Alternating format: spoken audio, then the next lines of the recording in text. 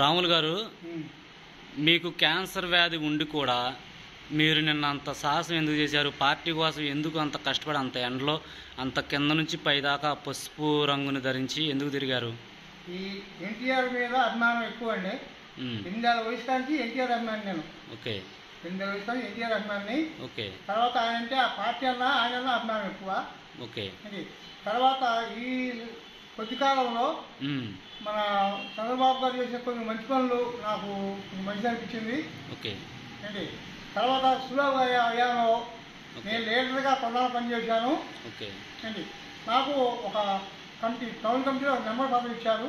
కొన్నాళ్ళ పాటు 10 ఏళ్ళ నుంచి నాకు ఏది లేదండి. మామూలుగా ఒక కార్యకర్తగా ఉంటున్నానండి.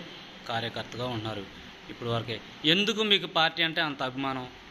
8 వయసు నుంచి రామారావు అభిమాని. సినీ ఫీల్డ్లో రామారావు అభిమాని నేను. అంటే రామారావు గారిని చూసా, చంద్రబాబు నాయుడు గారిని చూసా? రామారావు చూసానండి. రామారావుని చూసే. రామారావు గారిని చూసే. ఓకే. తర్వాత ఈ 8 వయసు కానీ సినిమా ఫీల్డ్ నాకు ఎక్కువ కామెంట్ ఉంది ఆయన అంటే. ఓకే. అభిమానం ఉంది. దానివల్ల పార్టీ పెట్టాకనే ఆ పార్టీ వచ్చి నేను 43 సంవత్సరాలు అయినా కానీ నేను మారలే. ఓకే.